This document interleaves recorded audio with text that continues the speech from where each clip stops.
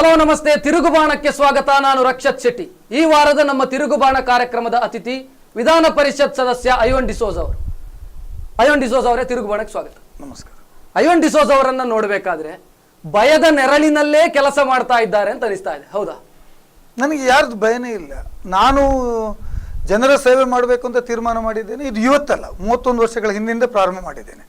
ಯಾವುದೇ ಕಷ್ಟ ಬಂದಾಗ, ಸುಖ ಬಂದಾಗ, ತೊಂದರೆಗಳು ಬಂದಾಗ ನಾನು ಎಂದೂ ಹೆದರಲಿಲ್ಲ. ಹೈಕೋರ್ಟ್ನ ಭಯ ಇದೆ ಅಂತ ನನಗೆ ಅನಿಸುವಂಥದ್ದು.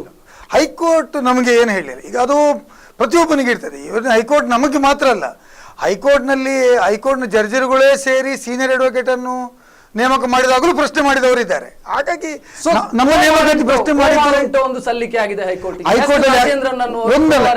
ಎರಡು ರಿಟ್ ಪಿಟಿಷನ್ ಫೈಲ್ ಮಾಡಿದ್ದಾರೆ, ಎರಡು ಮಾಡಿದ್ದಾರೆ. ಅದು ಮೊನ್ನೆ ವಿಚಾರಣೆಗೆ ತೆಗೆದುಕೊಂಡಿದ್ದಾರೆ. ಮೊನ್ನೆ ವಿಚಾರಣೆ ತೆಗೆದುಕೊಂಡು ಅದು ವಿಚಾರಣೆಗೆ ಯೋಗ್ಯವೇ ಅಲ್ಲ ಅಂತ ನಾವು ಆರ್ಗ್ಯುಮೆಂಟ್ ಮಾಡಿದ್ದಾರೆ.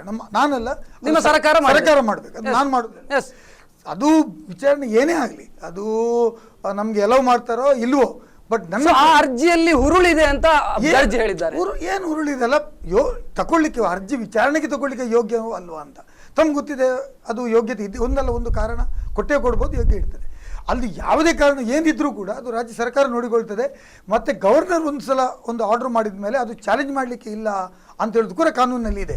ಹಾಗೆ ಅದರ ಬಗ್ಗೆ ನನಗೆ ನಾಳೆಯ ದಿನ ಏನೂ ಆಗಬಹುದು, ಭಯ ಇಲ್ವಾ? ಎಲ್ಲೂ ಹೋಗುತ್ತೆ ನನ್ನ ವಿಧಾನ ಪರಿಷತ್ ಸದಸ್ಯ? ಬಹಳ ಸಂತೋಷ ಇದ್ದೇನೆ. ನನಗೆ ವಿಧಾನ ಪರಿಷತ್ತಿಗೆ ಹೋಗಿ ನಾನು ಏನು ಮಾಡ್ಬೋದು ಅಂತ ನಾನು ತೋರಿಸ್ಕೊಟ್ಟಿದ್ದೇನೆ. ಕೆಲಸ ಮಾಡ್ಲಿಕ್ಕೆ ಆಗ್ತದೆ ಅಂತ ಜನರಿಗೆ ಸೇವೆ ಮಾಡ್ಲಿಕ್ಕೆ ಕೊಟ್ಟಿದ್ದಾರೆ. ಅದು ಕಾನೂನು ಏನು ಹೇಳ್ತದೆ, ಕಾನೂನಿಗೆ ನಾವು ತಲೆಬಾಗಬೇಕು.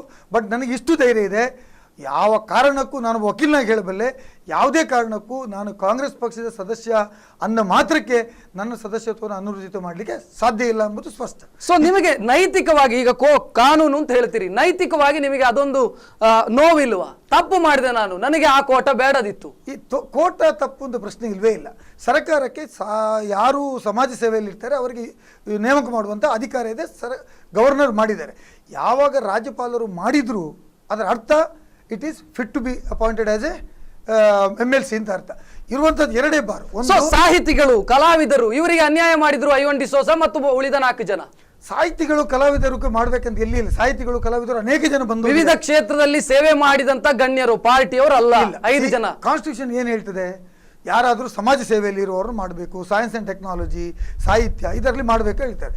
ಸಮಾಜ ಸೇವೆ ಈಸ್ ಆಲ್ಸೋ ಆದ್ರೆ ನೀವು ಕಾಂಗ್ರೆಸ್ನ ಮೆಂಬರ್ ಆಗಿದ್ರಿ, ಕಾಂಗ್ರೆಸ್ನ ನಾಯಕರಾಗಿದ್ರಿ, ಕೆಪಿಸಿಸಿಯ ಸದಸ್ಯ ಕಾರ್ಯದರ್ಶಿ ಆಗಿದ್ರಿ. ನೀವು ಹೇಳಿದ ಕರೆಕ್ಟ್ ಇದೆ. ಏನು ಹೇಳ್ತದೆ ಕಾನೂನು, ಯಾರಾದ್ರೂ ಒಬ್ಬ ನಾಮಿನೇಷನ್ ಆಗತಕ್ಕಂಥವನು ಅವನು ಆದ ಇಮಿಡಿಯೇಟ್ ಆಗಿ ಅವನು ಯಾವ ಪಾರ್ಟಿಯಿಂದ ಘೋಷಣೆ ಮಾಡಬೇಕು.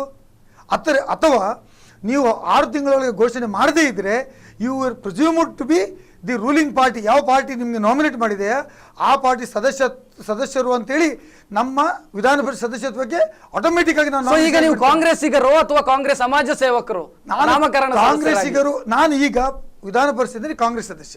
ನಾನು ನಾಮಿನೇಷನ್ ಆದ 1 ವಾರದೊಳಗಡೆ ನಾನು ಯಾವ ಪಕ್ಷ ಸದಸ್ಯತ್ವ ಅಂತ ಘೋಷಣೆ ಮಾಡಬೇಕು. ಅದರ ಅರ್ಥ ನಾನು ಕಾಂಗ್ರೆಸ್ ಪಕ್ಷ ಸದಸ್ಯತ್ವ. ಬಹಳ ಜನ ಹೇಳ್ತಾರೆ ಐವನ್ ಡಿಸೋಜ್ ಅವರು MLC ಆಗುವಂತ ಯೋಗ್ಯತೆ ಮತ್ತು ಅರ್ಹತೆ ಇದೆ, ಆದ್ರೆ ಆ ಕೋಟದಲ್ಲಿ ಆಗುವಂತ ಯೋಗ್ಯತೆ ಇರಲಿಲ್ಲ. ಒಂದು ಹೇಳಿ ರಕ್ಷಿತ್, ನಾನು MLC ಆಗಬೇಕು ಅಂತ ಕನಸಿನಲ್ಲಿಯೂ ಎಣಿಸಿದಿಲ್ಲ.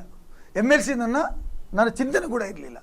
ಆಕಸ್ಮಿಕವಾಗಿ ಇವತ್ತು ನನಗೆ ಯಾವಾಗ MLA ಟಿಕೆಟಲ್ಲಿ ವಂಚನೆ ಆಯಿತು, ಯಾವಾಗ ಗೆಲ್ಲುವ ಅವಕಾಶದಲ್ಲಿ ನನ್ನ ತಪ್ಪಿಸಿದ್ರು, ಆವಾಗ ನನಗೆ ನನ್ನ ಹೈಕಮಾಂಡ್ ತೀರ್ಮಾನ ಮಾಡಿತ್ತು. ಪಕ್ಷ ಒಂದಲ್ಲ ಒಂದು ಅವಕಾಶವನ್ನು ನನಗೆ ಕೊಡಬೇಕು ಅಂತ ಹೇಳುವಂತ ನಿಮ್ಮನ್ನ ವಿಧಾನಸಭೆಯಿಂದ ವಿಧಾನ ಪರಿಷತ್ತಿಗೆ ಆರಿಸಬಹುದಿತ್ತು ಚಿಂತನೆ ಒಳಗಡೆ ನಾನು ಬಂದಿದ್ದೇನೆ ಹೊರತು ಇವತ್ತು MLC ಆಗ್ಬೇಕಂತ ವಿಧಾನ ಪರಿಷತ್ತಿಂದ ಬರಲಿ, ವಿಧಾನಸಭೆಯಿಂದ ಬರಲಿ, ನಾಮಿನೇಷನ್ ಬರಲಿ, ಅದು ಒನ್ ಆ್ಯಂಡ್ ದಿ ಸೇಮ್. ಸಾಹಿತಿಗಳಿಗೆ, ಕಲಾವಿದರಿಗೆ ಅನ್ಯಾಯ ಆಯ್ತು. ಎಲ್ಲಿದ್ದಾರೆ ವಿಧಾನ ಪರಿಷತ್ನಲ್ಲಿ 5 ಜನ ಇರಬೇಕಿತ್ತು. ಐವನ್ ಡಿಸೋಜ, ಉಗ್ರಪ್ಪ ಇಂಥವರೇ ಇದ್ದಾರೆ, ಹಾರ್ಡ್ಕೋರ್ ರಾಜಕಾರಣಿಗಳೇ ಇದ್ದಾರೆ. ನೀವು ಹಿಂದಿನ ಇದು ಸ್ವಾತಂತ್ರ್ಯ ಬಂದ ನಂತರ 245 ಜನ ಇವತ್ತು ಅಪಾಯಿಂಟ್ಮೆಂಟ್ ಆಗಿದ್ದಾರೆ. ಎಲ್ಲರೂ ಕೂಡ ಅವರವರ ಪಕ್ಷದ ಕಾರ್ಯಕರ್ತರನ್ನೇ ನೇಮಕ ಮಾಡಿದ್ದಾರೆ. ಸೋಮಣ್ಣ ಅವರನ್ನು ಮಾಡಬೇಕಾದ್ರೆ ಯಾವುದೇ ಬರಲಿ ಮಾಡುವ ಅಧಿಕಾರ ಇದೆಯೋ ಅಲ್ಲ ಅಂತ ಪ್ರಶ್ನೆ. ಅವರಿಗೆ ವಿಧಾನ ಪರಿಷತ್ ಸದಸ್ಯರಾಗಿ ನೇಮಕಗೊಳ್ಳುವಂತ ಅಧಿಕಾರ ಇದೆಯೋ, whether is eligible to become to appoint as a MLC or not is a question. ನಾವು 100% ಅದಕ್ಕೆ ಸೂಕ್ತ ಮತ್ತು ಯೋಗ್ಯ ಅಪಾಯಿಂಟ್ಮೆಂಟ್ ಮಾಡಲಿಕ್ಕೆ ನಮ್ಮಲ್ಲಿ ಯೋಗ್ಯ ಇದೆ, ಅದಕ್ಕೋಸ್ಕರ ಮಾಡಿದ್ದಾರೆ. ಸೊ ನೀವು 5 ಜನ ಉಳಿದವರ ಅವಕಾಶವನ್ನ ಕಿತ್ತುಕೊಂಡ್ರಿ ಅಂತ ಅನಿಸೋದಿಲ್ವಾ? ಯಾರೋ ಸಾಹಿತಿಗಳನ್ನ ಆಯ್ಕೆ ಮಾಡಬೇಕು ಅಂತ ಸಿದ್ದರಾಮಯ್ಯ ಅವರಿಗೆ ಆಸೆ ಇತ್ತು, ಆಕಾಂಕ್ಷೆ ಇತ್ತು. ಸೊ ನಿಮ್ಮನ್ನ ಅನಿವಾರ್ಯವಾಗಿ ತೆಗೆದುಕೊಳ್ಬೇಕಾಯ್ತು. ಸಮಾಜದಲ್ಲಿ ಯಾರ ಅವಕಾಶ ಯಾರು ಮರಳ ಸಿದ್ದಪ್ಪ ಅವರನ್ನು ತೆಗೆದುಕೊಳ್ತಾರೆ ಅಂತ ಹೇಳ್ತಾ ಇದ್ದಾರೆ. ಯಾರ ಅವಕಾಶ ಯಾರು ಕಿತ್ತುಕೊಳ್ತಾರೆ ಅಂತ ಹೇಳಿಕ್ ಬರುವುದಿಲ್ಲ. ಅಲ್ಲಿ ಇರುವಂತಹದ್ದು ಇದು ರಾಜಕೀಯವಾಗಿ ಆ ಪಕ್ಷದ ಸದಸ್ಯರಾಗಿ ವಿಧಾನ ಪರಿಷತ್ನಲ್ಲಿ ಕೆಲಸ ಮಾಡಬೇಕು. ವಿಧಾನ ಪರಿಷತ್ನಲ್ಲಿ ಕೆಲಸ ಮಾಡಬೇಕಾದ್ರೆ ಅವನು ಪಕ್ಷದ ತತ್ವ ಸಿದ್ಧಾಂತದ ಒಳಗಡೆ ಇರಬೇಕು. ಹಾಗಾಗಿ ನಮ್ಮ ನೇಮಕ ಸಾಹಿತ್ಯ ಲೋಕದ ಸಮಸ್ಯೆಗಳನ್ನ ಧ್ವನಿ ಎತ್ತೋರೇ ಇಲ್ಲದಂತಾಗಿದೆ. ಸಾಹಿತ್ಯ ಲೋಕದವರು ಬರ್ತಾರೋ ಬಿಡ್ತಾರೋ, ಕಲಾವಿದರ ಕಷ್ಟದ ಬಗ್ಗೆ ಹೇಳ್ಕೊಳ್ಳೋದಕ್ಕಿಲ್ಲದವರಂತ ಕಲಾವಿದರವರು ಬರ್ತಾರೋ. ನಮ್ಗೂ ಕಲಾವಿದರ ಬಗ್ಗೆ ಮಾತಾಡ್ಲಿಕ್ಕೆ ಬರೋದಿಲ್ವಾ? ನಮ್ಗೆ ಸಾಹಿತಿಗಳ ಬಗ್ಗೆ ನೀವು ಮಾತಾಡೋದಕ್ಕೂ ಕಲಾವಿದರು ಮಾತಾಡೋದಕ್ಕೂ ನೀವು ಮಾತಾಡೋದಕ್ಕೂ ಸಾಹಿತಿಗಳು ಮಾತಾಡೋದಕ್ಕೂ ವ್ಯತ್ಯಾಸ ಇದೆ. ವ್ಯತ್ಯಾಸ ಇದ್ದಿರ್ಬೋದು, ಅವ್ರು ಬಂದು ಮಾತಾಡ್ಬೇಕು ತಾನೆ, ಅಂತ ಎಲಿಜಿಬಲ್ ಇರಬೇಕು ತಾನೆ, ಅದೆಲ್ಲ ಬೇರೆ ವಿಚಾರ. ಆದರೂ ಕೂಡ ಪಕ್ಷ ಒಂದು ತೀರ್ಮಾನ ತೆಗೆದುಕೊಂಡು ನೇಮಕ ಮಾಡಬೇಕಂತ ಅವಕಾಶ ಇದೆ. ಆ ಕಾನೂನಿನ ಅಡಿಯಲ್ಲಿ, ಭಾರತದ ಸಂವಿಧಾನ ಅಡಿಯಲ್ಲಿ ನೇಮಕ ಮಾಡಿದರೆ ಹೊರತು ಸಂವಿಧಾನ ಬಿಟ್ಟು ಮಾಡಲಿಲ್ಲ ಅಂತ ಹೇಳೋದು ಸ್ಪಷ್ಟ. ಎಸ್, ಐವನ್ ಡಿಸೋಜ ಅವರು ವಿಧಾನ ಪರಿಷತ್ ಸದಸ್ಯರಾಗಿ ನಾಳೆಗೆ ಜೂನಿಗೆ 1 ವರ್ಷ ಆಗುತ್ತೆ. ತೃಪ್ತಿ ಇದೆಯಾ? ನಾನು ಮಾಡಿದಂತ ಕೆಲಸ ಬಹಳ ಚೆನ್ನಾಗಿ ಮಾಡಿದ್ದೇನೆ ಅಂತ ಅನಿಸ್ತಾ ಇದೆ? ನನಗೆ ಏನು ಜವಾಬ್ದಾರಿ ಕೊಟ್ಟಿದ್ದಾರೆ, ಇವತ್ತು ಒಬ್ಬ ವಿಧಾನ ಪರಿಷತ್ ಸದಸ್ಯನಾಗಿ ನಾನು ವಿಧಾನ ಪರಿಷತ್ನಲ್ಲಿ ಜನರ ಕಷ್ಟ ಕಾರ್ಪಣ್ಯದ ಬಗ್ಗೆ ಮಾತಾಡಬೇಕು, ಕಾನೂನು ರಚನೆಯಲ್ಲಿ ನನ್ನ ಪ್ರಮುಖ ಪಾತ್ರವನ್ನು ವಹಿಸಿಕೊಳ್ಬೇಕು, ಜನರಿಗೆ ಸಿಗುವಂಥ ಸವಲತ್ತುಗಳನ್ನು ಒದಗಿಸಿಕೊಡ್ಬೇಕು. ಇದನ್ನು ಅಕ್ಷರಶಃ ಪಾಲನೆ ಮಾಡಿದ್ದೇನೆ. I am an over active MLC ಅಂತ ಹೇಳಿದವರು ಇದ್ದಾರೆ. MLC ಆಗಿ ಆರಾಮವಾಗಿರುವಂಥದ್ದು ಇರಲಿಕ್ಕೆ MLC ಆಗುವಂಥದ್ದು ಅಂತ ಹೇಳೋದು ಪ್ರತೀಕ ಇದೆ. MLC ಆದವರು ಆರಾಮವಾಗಿರಬೇಕು ಅಂತ ಹೇಳುವಂಥದ್ದು ಇದೆ. ಆದರೆ ಅದಕ್ಕೆ ವಿರೋಧವಾಗಿ ನಾನು ಕೆಲಸ ಮಾಡಿದ್ದೇನೆ. ಬಹುಶಃ ಜನರ ಕಟ್ಟ ಕಡೆಯ ಸಮಸ್ಯೆಯನ್ನು ಕೂಡ ವಿಧಾನ ಪರಿಷತ್ತಿಗೆ ಕೊಂಡೋಗಿ ಚರ್ಚೆ ಮಾಡಿ ನ್ಯಾಯವನ್ನು ಒದಗಿಸಿ. ಬಹಳ ಜನ ಹೇಳ್ತಾರೆ ರಾಜಕಾರಣಿಯಾದವ ಸ್ಮಾರ್ಟ್ ಇರಬೇಕು. ಐವನ್ ಡಿಸೋಜ ಓವರ್ ಸ್ಮಾರ್ಟ್ ಇದ್ದಾರೆ. ಓವರ್ ಸ್ಮಾರ್ಟ್ ತೋರಿಸ್ತಾ ಇದ್ದೀರಾ? ನನ್ನ ಬಾಲ್ಯದಿಂದಲೇ ನಾನು ಓವರ್ ಸ್ಮಾರ್ಟ್ ಅಂತ ಹೇಳ್ಬೋದು. ನಾನು ಯಾವುದೇ ಕೆಲಸ ಇಟ್ಕೊಂಡ್ರೆ ಯಾವುದೇ ದಾಕ್ಷಿಣ್ಯಕ್ಕೆ ಬೀಳುವಂಥದ್ದಿಲ್ಲ. ಯಾವ ಕೆಲಸವನ್ನು ಮಾಡಬೇಕು, ಸರಿ ಅನ್ಯಾಯ ಆಗಿದೆ ಅಂತ ನನಗೆ ಅನಿಸಿದರೆ ನಾನು I will fight for it. ಇದು ನನ್ನ ಕೆಲಸ. ಮತ್ತು ನಾನು ಮಾತಾಡುವ ರೀತಿಯಲ್ಲಿ ಆಗಲಿ, MLC ಆಗೋ ಮುಂಚೆನೂ ಆಗಲಿ, MLC ಆದಮೇಲೆಯೂ ಆಗಲಿ, ನಾನು ಇದೊಂದು ದೊಡ್ಡ ಹುದ್ದೆ, ಇದರಿಂದ ನಾನು ಎಲ್ಲೋ ಒಂದು ಕಡೆ ನಾನು ಸಂಪತ್ತು ಮಾಡಲಿಕ್ಕೆ ಆಗಿದೆ ಅಂತೇಳಿ ನಾನು ತಿಳ್ಕೊಳ್ಳಿಲ್ಲ. ಹಿಂದೆ ಹೇಗೆ ಇದೆ ಅಂದರೆ ಕೆಲಸ ಮಾಡಿದ್ದೇನೆ, ಅದೇ ರೀತಿ ಕೆಲಸವನ್ನು ಮಾಡ್ಕೊಂಡು ಬಂದಿದ್ದೇನೆ. ಆದರೆ ಒಂದು ನನಗೆ ವಕಾಲತ್ತು ಮಾಡಲಿಕ್ಕೆ ಮಾತ್ರ ಇವತ್ತು ಸಾಧ್ಯ ಆಗಿಲ್ಲ. MLC ಆದಮೇಲೆ ಜನ ನನ್ನನ್ನು ಬಿಡ್ತಾ ಇಲ್ಲ, ಕೋರ್ಟಿಗೆ ಹೋಗಲಿಕ್ಕೆ ಸಾಧ್ಯ ಆಗ್ತಾ ಇಲ್ಲ. ಹಾಗಾಗಿ ನಾನು ಒಂದು ಬಿಟ್ಟರೆ ಬೇರೆ ಎಲ್ಲ ಕೆಲಸಗಳು ನಾನು MLC ಆಗೋ ಮುಂಚೆ ಏನು ಮಾಡ್ತಿದ್ನೋ ಅದೇ ರೀತಿ ಮಾಡ್ತಾ ಇದ್ದೇನೆ. ಅಂದ್ರೆ ನಿಮ್ಮನ್ನ ಓವರ್ ಸ್ಮಾರ್ಟ್ ಅಂತ ಕರೆಯುವಂತವ್ರು ಹೇಳುವಂತದ್ದು ಎಲ್ಲಾ ವಿಚಾರದಲ್ಲಿ ವಿನಾಕಾರಣ ಹಸ್ತಕ್ಷೇಪ ಮಾಡುವಂತದ್ದು, ಇದು ಅವರ ಸಮಸ್ಯೆ. ಐವನ್ ಡಿಸೋಜ ಅವರದು ಸಣ್ಣ ಪುಟ್ಟ ವಿಚಾರದಲ್ಲ ಹಸ್ತಕ್ಷೇಪ ಮಾಡ್ತಾರೆ. ಕೆಲಸ ಮಾಡ್ಲಿಕ್ಕೆ ಆಗದವನು ಈ ಮಾತುಗಳನ್ನು ಹೇಳ್ತಾನೆ. ಕೆಲವರಿಗೆ ಕೆಲಸ, ಫಾರ್ ಎಕ್ಸಾಂಪಲ್ ನಾನು ಹೇಳ್ತೇನೆ, ಜ್ಯೋತಿಯಿಂದ ಬನ್ಸ್ ಹಾಸ್ಟೆಲ್ ರೋಡ್ ನಿಮಗೆ ಅದು ಸಂಬಂಧ ಪಡದಂತ ವಿಚಾರ, ನೀವು ಹೋದ್ರಿ ಇಂತಿಂತ ದಿನ ಆಗತ್ತೆ ಅಂತ ಹೇಳಿದ್ರಿ. ಅದನ್ನ ನಾನು ಹೇಳಲೇಬೇಕು, ಹೋಗ್ಲಿಕ್ಕೆಲ್ಲ ಇದು ನನಗೇನೆ ಸಂಬಂಧಪಟ್ಟಿರ್ತಕ್ಕಂಥದ್ದು. ರಾಜ್ಯ ಸರ್ಕಾರ ಅದಕ್ಕೆ ಕಾರ್ಪೊರೇಟರ್ ಇದ್ದಾರೆ, ಮೇಯರ್ ಇದ್ದಾರೆ, ಎಲ್ಲ ನಿಮ್ಮ ಪಾರ್ಟಿಯವರೇ. ರಾಜ್ಯ ಸರ್ಕಾರದ ಯಾವುದೇ ಯೋಜನೆ ಇರಬಹುದು, ಅದನ್ನು ಹೋಗಿ ನೋಡಿ ಇನ್ಸ್ಪೆಕ್ಟ್ ಮಾಡ್ತಕ್ಕಂಥ ಹಕ್ಕು ನಾನು ಉಳ್ಳವನಾಗಿದ್ದೇನೆ. I am the MLC for the government. ನಾನು ಸರ್ಕಾರದ ಯಾವುದೇ ಯೋಜನೆಗಳಿರ್ಬೋದು, ಎಲ್ಲಿ ಕಾರ್ಯಕ್ರಮಗಳಿರ್ಬೋದು, ಅದನ್ನು ಹೋಗಿ ನಾನು ನೋಡಿ ಅದನ್ನು ಇನ್ಸ್ಪೆಕ್ಟ್ ಮಾಡಿ ಅಲ್ಲಿರ್ತಕ್ಕಂಥ ತೊಂದರೆಗಳನ್ನು ಹೇಳುವಂಥದ್ದು ನನ್ನ ಕೆಲಸ. ಕಾರ್ಪೊರೇಟರ್ ಕೆಲಸ ಕಾರ್ಪೊರೇಟ್ ಮಾಡ್ತಾರೆ. ಅಲ್ಲಿ ನಿಮ್ಮದೇ ಪಾರ್ಟಿಯ ಕಾರ್ಪೊರೇಟರು, ನಿಮ್ಮದೇ ಪಾರ್ಟಿಯ ಮೇಯರು, ಅವರು ಮಾಡಬೇಕಾದಂತ ಕೆಲಸ ನೀವು ಯಾಕೆ ಹಸ್ತಕ್ಷೇಪ ಅವರು ಮಾಡ್ಲಿ ಮಾಡದೇ ಇರಲಿ, ಐ ಆಮ್ ನಾಟ್ ಅಕೌಂಟೇಬಲ್. ನಾನೇನು ಮಾಡಿದ್ದೇನೆ ಅಂತ ಪ್ರಶ್ನೆ. ಅವರು ಮಾಡ್ತಾರೆ ಎಲ್ಲೋ ನನಗೆ ಬಿದ್ದೋಗಿಲ್ಲ. ಸೊ ಅವರು ಮಾಡೋದಿಲ್ಲ ಅಂತ ನೀವು ಬರುವಂತದ್ದ? ಮಾಡದೇ ಇರಲಿ, ನನ್ನ ಜವಾಬ್ದಾರಿ ಏನು ಅಂತ ನನ್ನ ಪ್ರಶ್ನೆ ಇದೆ. ನಾನು ಸುಮ್ಮನೆ ಕೂತ್ಕೊಳ್ಳಿ ಬರೋದಿಲ್ಲ. ನಾನೊಬ್ಬ ಜನಪ್ರತಿನಿಧಿಯಾಗಿ ಯಾವಾಗ ವಿಧಾನ ಪರಿಷತ್ ನಿಲ್ತೇನೆ, I am also accountable for all the work. So ಇದು ವಿನಾಕಾರಣ ಹಸ್ತಕ್ಷೇಪ ಮಾಡುವಂತದಲ್ಲ. ಒಬ್ಬನ ಕಾರ್ಯಕ್ಷೇತ್ರದ ಮೇಲೆ ನೀವು ವಿನಾಕಾರಣ ಹಸ್ತಕ್ಷೇಪ ಅಲ್ಲ, ವಿನಾಕಾರಣ ಅಲ್ಲ. ನಾನಲ್ಲಿ ಮಾಡಿದ್ದರಿಂದ ಅದು ಸರಿಯಾದ ದಾರಿಯಲ್ಲಿ ಹೋಗ್ಲಿಕ್ಕೆ ಸಾಧ್ಯ ಇದೆ. ಅವರು ಮಾಡುದಿಲ್ಲ ಮಾಡ್ತಾರೆ ಅಂತ ಪ್ರಶ್ನೆ ಅಲ್ಲ.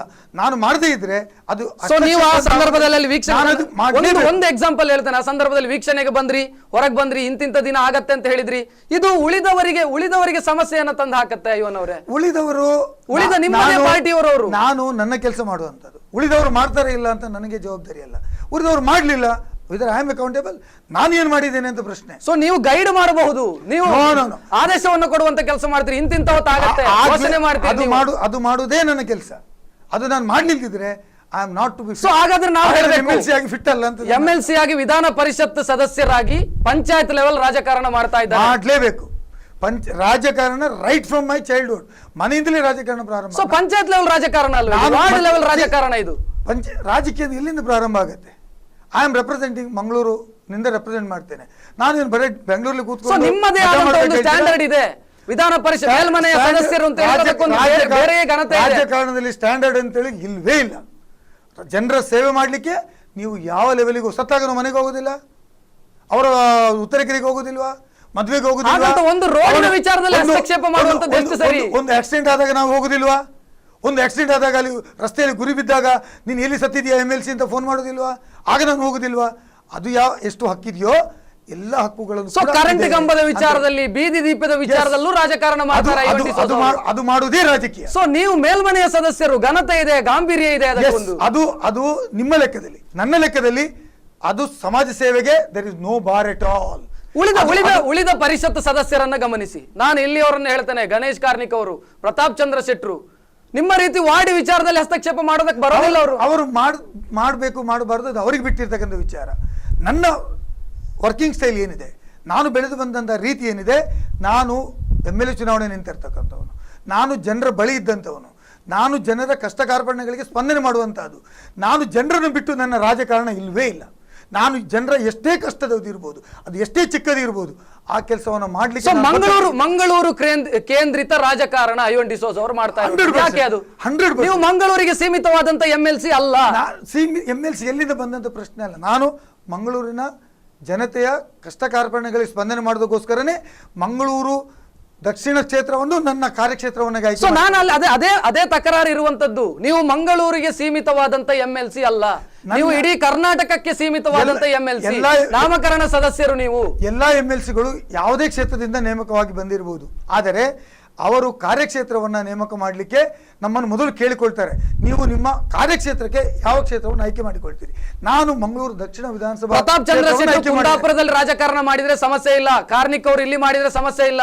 ನೀವು ಇಡೀ ಕರ್ನಾಟಕದ ಪರವಾಗಿ ಕೆಲಸ ಮಾಡಬೇಕಾದಂತವರು, ಇಡೀ ರಾಜ್ಯದ ಪರವಾಗಿ ಧ್ವನಿ ಎತ್ತಬೇಕಾದಂತವರು, ನೀವು ಮಂಗಳೂರು ಕೇಂದ್ರಿತ ರಾಜಕಾರಣ ಮಾಡ್ತಾ ಇದ್ದೀರಿ. ನಾನು ಮಂಗಳೂರು ದಕ್ಷಿಣ ವಿಧಾನಸಭಾ ಕ್ಷೇತ್ರ ಕೇಂದ್ರಿತ ರಾಜಕಾರಣ, ನನ್ನ ಆಯ್ಕೆ ಕೂಡ ನಮಗೆ MLC ಆದ ಕೂಡಲೇ ನೀವು ನಿಮ್ಮ ಕಾರ್ಯಕ್ಷೇತ್ರದಲ್ಲಿ ಮಾಡುವಂತ ಕೆಲಸ ಯಾವುದು ಅಂತ ಕೇಳಿ, ನಾನು ಮಂಗಳೂರು ದಕ್ಷಿಣ ವಿಧಾನಸಭಾ ಕ್ಷೇತ್ರವನ್ನ ದಕ್ಷಿಣಕ್ಕೆ ಶಾಸಕರಿದ್ದಾರೆ ನಾನು ಆಯ್ಕೆ ಮಾಡಿಕೊಂಡಿದ್ದೇನೆ. ಮಾತ್ರ ಅಲ್ಲ, ಕೇಳಿ, ಮಾತ್ರ ಅಲ್ಲ, ನಾನು ಇವತ್ತು ಮಂಗಳೂರು ಮಹಾನಗರ ಪಾಲಿಕೆ ಒಬ್ಬ ಸದಸ್ಯ ಕೂಡ.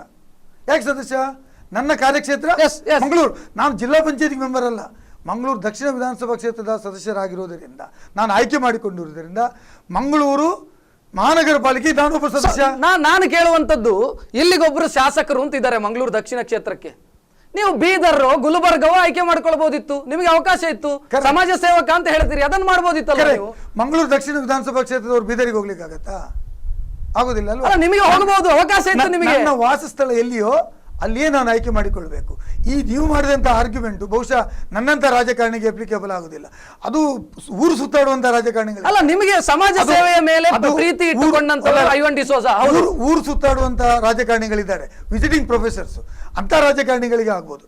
ನಾನು ಗ್ರಾಮ ಮಟ್ಟದಲ್ಲಿ ತಳಮಟ್ಟದಿಂದ ಬಂದಂಥವನು, ನಾನೊಬ್ಬ ವಾರ್ಡಿನಿಂದ ಬಂದಂಥವನು. ಹಾಗಾಗಿ ನನ್ನ ರಾಜಕಾರಣ ಏನಿದ್ರು ಕೂಡ ಅದು ಮಂಗಳೂರಿನಲ್ಲಿಯೇ, ದಕ್ಷಿಣ ಕನ್ನಡ ಜಿಲ್ಲೆಯಲ್ಲಿಯೇ ನನ್ನ ರಾಜಕಾರಣ. ಎಸ್, ಐವನ್ ಡಿಸೋಜ ಅವರೇ, ನಿಮ್ಮಲ್ಲಿ ಇನ್ನಷ್ಟು ಮಾತಾಡ್ತೇನೆ, ಅದಕ್ಕಿಂತ ಮೊದಲೊಂದು ಬ್ರೇಕ್ ಅನ್ನು ತೆಗೆದುಕೊಳ್ಬೇಕು. ತಿರುಗುಬಾಣ ಕಾರ್ಯಕ್ರಮದಲ್ಲೊಂದು ಬ್ರೇಕ್, ಬ್ರೇಕ್ನ ನಂತರ ಕಾರ್ಯಕ್ರಮ ಮತ್ತೆ ಮುಂದುವರಿತು.